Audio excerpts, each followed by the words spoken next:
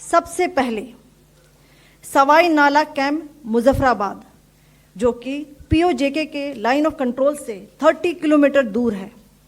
यह एक लश्कर तोयबा का ट्रेनिंग सेंटर था। 20 अक्टूबर 2024 सोनमर्ग, 24 अक्टूबर 24 गुलमर्ग, 22 अप्रैल 2025 पहलगाम, इन हमलों के आतंकियों ने यहीं से प्रशिक्षण लिया था। सैयदना बिलाल कैंप मुजफ्फराबाद, यह एक जैश ए मोहम्मद का स्टेजिंग एरिया है। यह हथियार, विस्फोटक और जंगल सर्वाइवल ट्रेनिंग का केंद्र भी था। गुलपुर कैंप कोटली,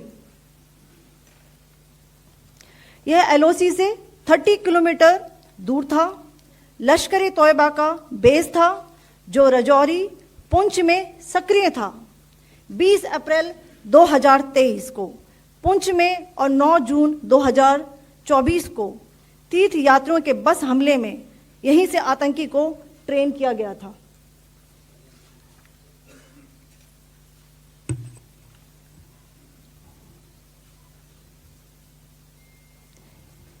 बरनाला कैंप बिंबर, यह एलओसी से 9 किलोमीटर दूर है।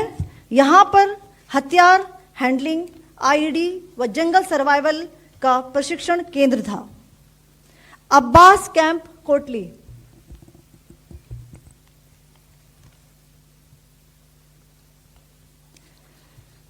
यह एलओसी से 13 किलोमीटर दूर है। लश्कर तोयबा का फिदाइन यहां तैयार होता था।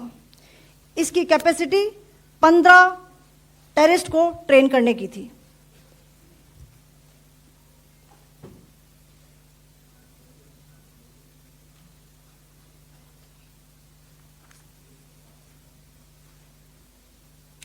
अब मैं पाकिस्तान के अंदर के टारगेट से अवगत कराना चाहूंगी।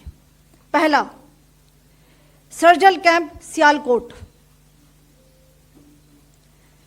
यह अंतर्राष्ट्रीय सीमा से 6 किलोमीटर की दूरी पर है, सांबा कठुआ के सामने।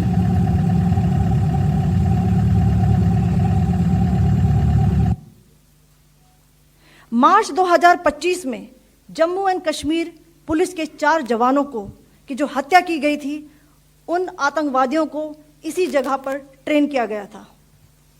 दूसरा, महमूना जाया कैंप सियालकोट, यह 18 से 12 किलोमीटर आईबी से दूर था। हिजबुल मुजाहिदीन का बहुत बड़ा कैंप था। यह कठुआ जम्मू क्षेत्र में आतंक फैलाने का नियंत्रण केंद्र था। पठानकोट एयरफोर्स बेस पर किया गया हमला भी इसी कैंप से प्लान और डायरेक्ट किया गया था। मरकज ताइबा मुरीद के, यह आईबी से 18 से 25 किलोमीटर दूरी पर है। 2008 के मुंबई हमले के आतंकी भी यहीं से प्रशिक्षित हुए थे। अजमल कसब व डेविड हेडली भी यहां ट्रेन हुए थे।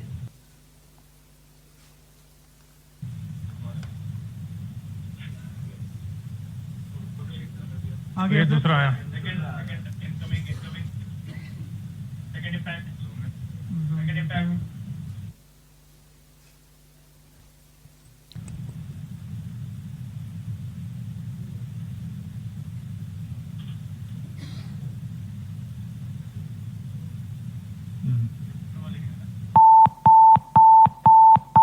टारगेट 10 हुआ है सर अभी।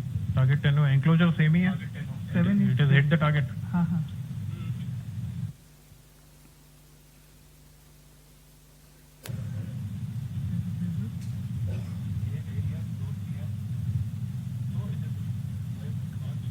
आ गया सर इम्पैक्ट।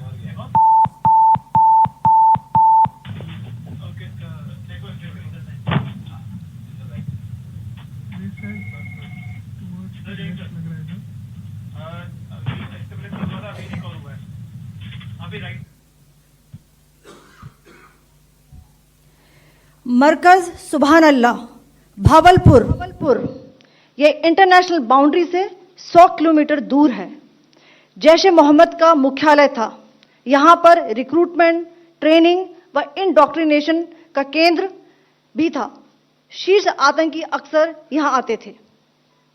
मैं आप सबको बताना चाहती हूं कि किसी भी सैन्य ठिकाने का निशाना नहीं बनाया गया और अभी तक किसी तरह की नागरिक क्षति की रिपोर्ट नहीं है। धन्यवाद। जय Hind. The strike on the terror camps were undertaken through precision capability, as shown to you. A niche technology weapons with careful selection of warheads was ensured so that there will be no collateral damage. The point of impact in each of the target was a specific building or a group of buildings. All the targets were neutralized with clinical efficiency, and the results reiterate the professionalism of the Indian Armed Forces in the planning and execution of their operations.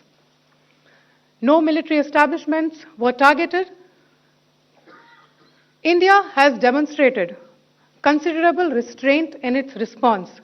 However, it must be said that the Indian Armed Forces are fully prepared to respond to Pakistani misadventures, if any, that will escalate this situation.